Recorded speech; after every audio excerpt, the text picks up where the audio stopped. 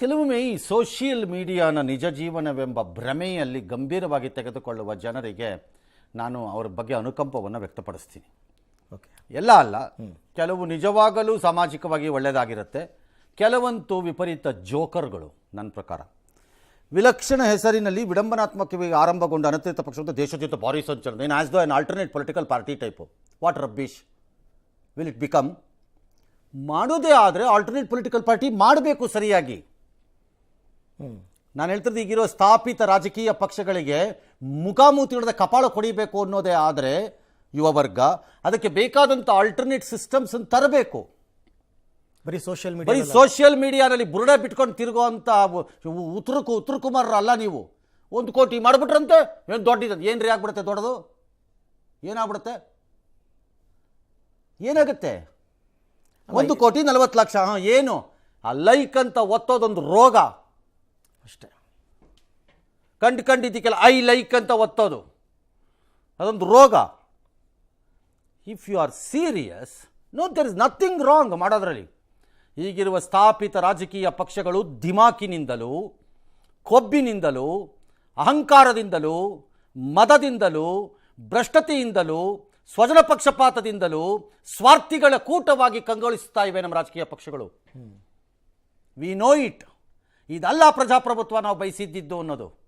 ಆದರೆ ಅದನ್ನು ಮಾಡಲಿಕ್ಕೆ ಒಂದು ದಾರಿ ಬೇಕದಕ್ಕೆ ಸರಿಯಾಗಿ. ಓಕೆ, ಅದೇ ಬಿಟ್ಟು ವಿಡಂಬನಾತ್ಮಕವಾಗಿ ನಾನು ಕಾಕ್ರೋಚು, ನಾಳೆ ಈಲಿ, ನಾಳೆ ಗೆಂಡಾಮೃಗ ಅಂತ ಮಾಡಿ ಅದಕ್ಕೆ like like like like like ಅಂತ ಹಾಕೊಳ್ಳಿ. ಏನಾಗತ್ತೆ ಆಮೇಲೇನು? ನಿಮ್ಮ ತೆವಲ್ ತೀರ್ತು ಅಷ್ಟೇ. ಫೇಸ್ಬುಕ್, ಇನ್ಸ್ಟಾಗ್ರಾಮ್, ಎಕ್ಸ್ಟ್ಯೂಬಲ್ಲಿ ಓಪನ್ ಮಾಡಿದ್ರೆ ಇದು ಬರ್ತಿದೆಯಂತೆ ಕಾಕ್ರೋಚ್ ಜನತಾ ಪಾರ್ಟಿ. ಇಲ್ಲ, ಇದೊಂದು ತಮಾಷೆ. ಇದು ಇನ್ನೊಂದು ಮಜಾ ತಗೋತಾ ಇದ್ದೀವಿ. ಸೋಷಿಯಲ್ ಮೀಡಿಯಾದ ವೈರಲ್ ವಿಡಿಯೋಗಳು ಅಂದರೆ ಏನು? ಯಾರೋ ನನ್ನೊಂದಿನ ಕೇಳಿದ್ರಪ್ಪ, ರಂಗ ಸೋಷಿಯಲ್ ಮೀಡಿಯಾದ ವೈರಲ್ ವಿಡಿಯೋ ಅಂದರೆ ಏನು ರಂಗ ಅಂದರು. ಬೆಳಕು ಮಳೆ ಬಂದಾಗ ನೆಕ್ಸ್ಟ್ ಡೇ ಎದ್ದು ಬಂದು ಕೆಳಗೆ ಬೀಳುವ ಹುಳು ಇದೆಯಲ್ಲ, ಅದೇ ಅಂದೆ. ಅಷ್ಟೇ ಇವುಗಳದ್ದು ಕತೆ. 3 ದಿನದಿಂದ ಬಂದಿದ್ದು ವೈರಲ್ ವಿಡಿಯೋ ಯಾವನಿಗಾರು ನೆನಪಿರುತ್ತೇನ್ರಿ? ಅವತ್ತೊಂದು ದಿವಸಕ್ಕೆ ಅವತ್ತವತ್ತು ಅಷ್ಟೇ. ಇದು ಅಷ್ಟೇ ಹಂಗಾರೆ. I am not against.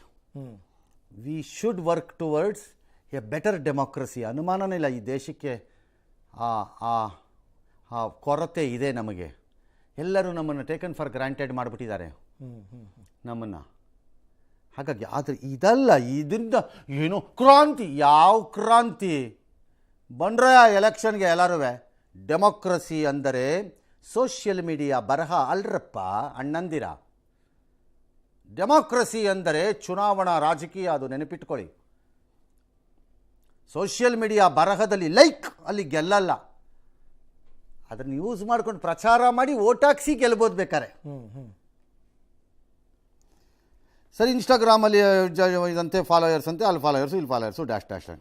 ಇನ್ನು ಕಾನೂನು ವಿಚಾರದಲ್ಲಿ ಅದನ್ನು ನಿರ್ಬಂಧ ಹಾಕಿದ್ರಂತೆ. ಯಾಕೆ ಹಾಕಬೇಕು ನಿರ್ಬಂಧ? ನಿಮ್ಮ ಅಪ್ಪನ ಮನೆ ಗಂಟೆನೂ ಹೋಗ್ತಾ ಇದೆ. ಯಾವನವನಿಗೆ ಉರಿ ಬಿದ್ದಿದ್ದು? ಉರಿ ಆಗಿದ್ದು ಯಾವನಿಗಪ್ಪ? ಈ CKPಯಿಂದ ಯಾವನು ಹೇಳಪ್ಪ ಬಂದು ನನಗೆ ಉರಿ ಆಗ್ತಾ ಇದೆ ಇದು ಅಂತ. ಏಕೆ ನಿನಗೇನು ಉರಿ? ಹಾಕ್ಕೊಳ್ಳಿ ಬಿಡಿ. ಆಗಲೇ ಕೇಂದ್ರ ಸರ್ಕಾರಕ್ಕೆ ಭಯ ಶುರುವಾಗ್ಬಿಟ್ಟಿದೆ ಅಂತೆಲ್ಲ ಶುರು ಮಾತು. ಆಯ್ತಪ್ಪ ಯಾರು ಭಯ ಪಡೋದಾದ್ರೆ ಒಳ್ಳೆ ಕತೆ ಆಗೋಯ್ತು. ಹಂಗೆ ಭಯ ಪಟ್ಬಿಟ್ರೆ ಹೆಂಗೆ? ಯಾಕೆ ಅದನ್ನು ಬ್ಯಾನ್ ಯಾಕೆ ಮಾಡೋಕ್ಕೆ ಹೋಗ್ತೀರಿ? 3 ದಿನ ಬಿಡಬೇಕು, ಬೆಳಕಿನ ಉಳುತ್ತರ ಬೀಳುತ್ತೆ ಕೆಳಕ್ಕೆ. ಆಮೇಲೆ ಒಂದನ್ನು ನೆನ್ಪಿಟ್ಕೋಬೇಕು, ಸರ್ಕಾರಗಳು ಯಾವಾಗಲೂ, ಅದು ಮೋದಿ ಸರ್ಕಾರನೋ ಸಿದ್ದರಾಮಯ್ಯನ ಸರ್ಕಾರನೋ ಇನ್ನೊಬ್ಬರು ಸರ್ಕಾರನೋ, ಎಲ್ಲರೂ ಅದೇ ಅಟೆಂಪ್ಟೇ ನಮ್ಮ ಹತ್ರ ಮಾಡಿದ್ದಾರೆ. ನನಗೆ ಅನುಭವ ಇದ್ದಿಂದ ಹೇಳ್ತಾ ಇರೋದು ನಾನು. ಒಬ್ಬರು ಆಯ್ತು ಹೊರಟ್ಬಿಟ್ಟಂದ್ರು 18 ತಿಂಗಳ ಯಾವಾಗಲೇ ಡೋಂಟ್ ಕೇರ್ ಅಂದ್ಬಿಟ್ಟೆ ನಾನು ಒಬ್ಬರಿಗೆ. ಇನ್ನೊಬ್ಬರು ಹಂಗಾಗ್ಬಿಡ್ತೆ, ಹಿಂಗೆ ಮಾಡಿಬಿಡ್ತೀನಿ ಅಂತ, ನೀನು ಏನು ಮಾಡ್ಕೊಳಕ್ಕಾಗಲ್ಲ ಅಂದೆ ಇನ್ನೊಬ್ಬರಿಗೆ. ಅಷ್ಟೇ ಅನುಭವದಲ್ಲಿ ಹೇಳ್ತೀನಿ. ನೀವು ಎಷ್ಟು ಇಂತಹ ಭಾವನೆಗಳನ್ನು, ಇದು ವಿಡಂಬನೆ, ಹಾಸ್ಯ, ತುಂಬ ತುಂಬ ಬಾಲಿಶವಾಗಿ ಕಾಣಿಸ್ಬೋದು ಇದು. ಆದರೆ ಇದು ಭಾವನೆಗಳನ್ನು ತೋರಿಸ್ತಿದೆ ಅನ್ನೋದನ್ನು ಮರಿಬೇಡಿ. ಹೌದು ಹೌದು, ಮರಿಬೇಡಿ ಅದನ್ನು ನೀವು. ಅದಕ್ಕೆ ಅಷ್ಟೊಂದು ಜನ ಆಗಿರೋದು ಆಯ್ತಲ್ಲ. ಹಾಗಾಗಿ ನೀವು ತಡೆದಷ್ಟು ಏಳತ್ತದು, ನಿಜ ಏಳುತ್ತೆ. ಗೆದ್ಲುಳು ಹುತ್ತುತ್ತರ ಅದು, ಕಿತ್ತಾಕ್ದಷ್ಟು ಕೆಂಜಿಗೆ ಗೂಡ್ತಾರ. ಕೆಂಚಿಗೆ ಗೂಡ್ತಾರೆ ಕಂಡಲ್ಲಿ ಹಿಂಗಂದ್ರೆ ಇಲ್ಲಿ ಕೂತ್ಕೊಳತ್ತೆ, ಇಲ್ಲಿ ಬಂದರೆ ಹಿಂಗೆ ಕಚ್ಚತ್ತೆ. ಮಾಡಿದಾರಂತೆ, ಬ್ಯಾನ್ ಮಾಡ್ತಾರಂತೆ. ಅವ್ರು ಹೊಸ ಖಾತೆ ತೆಗೆದ್ರಂತೆ, 25,000 ಮಂದಿ ಹೊಸ ಖಾತೆ ಹಿಂಬಾಲಿಸ್ತಿದ್ದಾರಂತೆ. 1000 ಬ್ಯಾನ್ ಮಾಡಿದ್ರೆ 1001 ತೆಗಿರ್ರಿ, ಹೇಳ್ತೀನಿ ನಾನು. ತೆಗಿರ್ರಿ. ಯಾವನ್ರಿ ಅವನು ಬ್ಯಾನ್ ಮಾಡೋನು? ನಾವು ಬ್ಯಾನ್ ಮಾಡ್ತೀವಿ ನಿಮ್ಮ ಪಾರ್ಟಿನ ಅಥವಾ ನಿಮ್ದು ಇದು ಇನ್ನೊಂದನ್ನು? ನೀವೇನು ಕಡ್ದು ಕೊಮಟೆ ಹಾಕ್ಬಿಟ್ಟಿರೋದು? ನೀವು ಹೇಳಿರೋದೆಲ್ಲ ಫಾಲೋ ಮಾಡಿದ್ದೀರಾ? ಇದು ಜಿರಳೆ ರಾಂಗ್ ರೀ. ಹೆಗ್ಗಣಗಳ ಪಾರ್ಟಿ ಮಾಡಬೇಕಾಗಿತ್ತು ಸರಿಯಾಗಿ. ಹೆಗ್ಗಣಗಳಾಗಿದ್ದರೆ ಕೊರೆದು ಇವ್ರನ್ನೆಲ್ಲ ಹಂಗಂಗೆ ಒಳಗೆ ಸೇರಿಸ್ಬಿಡ್ಬೋದಾಗಿತ್ತು ಬಿಲ್ದೊಳಕ್ಕೆ. ನಾವು ಅಷ್ಟು ಕೋಪ ಬರುತ್ತೆ ಇವ್ರುಗಳು ಆಡೋ ಆಟಗಳಿಗೆ ಒಂದೊಂದು ಸರಿ. ಸಂತೋಷ್ ಲಾಡ್ ಸಮರ್ಥಿಸಿಕೊಂಡಿದ್ದಾರೆ. ಸಂತೋಷ್ ಲಾಡ್ ತಮಗೆ ಆಗದೆ ಇದ್ದಾಗ ಇನ್ನೊಬ್ರಿಗಾದಾಗ ಸಮರ್ಥಿಸ್ಕೋತಾರೆ, ತಮಗಾದರೆ ಕಷ್ಟಪಡ್ತಾರೆ. ಇರಲಿ.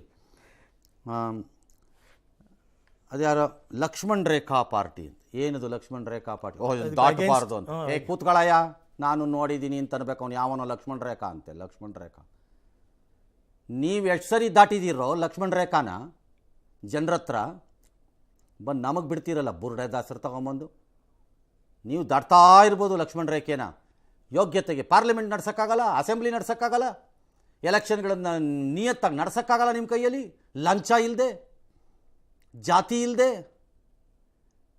ಟ್ಯಾಕ್ಸ್ ದುಡ್ಡನ್ನು ತಿಂದು ತೇಗ್ತೀರಿ. ಲಕ್ಷ್ಮಣ ರೇಖಾ ಅಂತೆ.